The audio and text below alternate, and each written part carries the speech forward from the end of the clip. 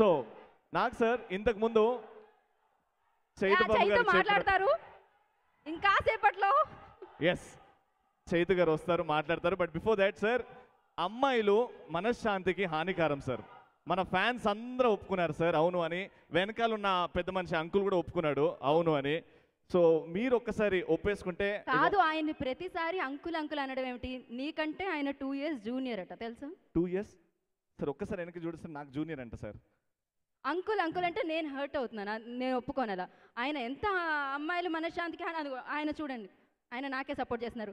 Sir ఇప్పుడు చెప్పండి sir, అమ్మాయిలు మనశ్శాంతికి హానికరమా? కాదు. కాదా? ఇప్పటికిప్పుడు మాట మార్చారేంటి సార్? ఓహో, అంకుల్ అంటే మారుస్తారా? సరే అబ్బాయి ఏమంటారు ఇప్పుడు?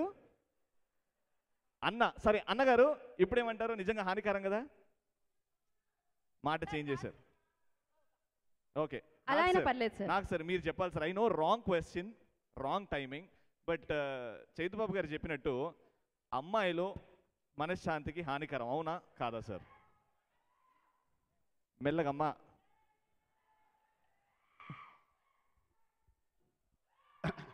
నువ్వు ఇలాగే అంటా ఉండు, లైఫ్ అంతా నీకు పెళ్లి కాదు sir.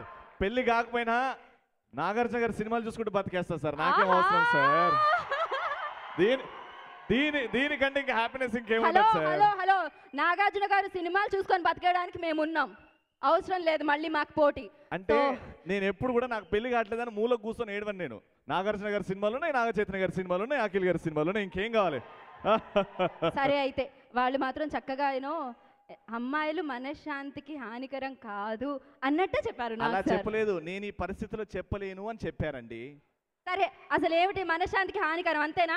Please subscribe. Please do subscribe. Please subscribe. Please subscribe. Please subscribe to our YouTube channel.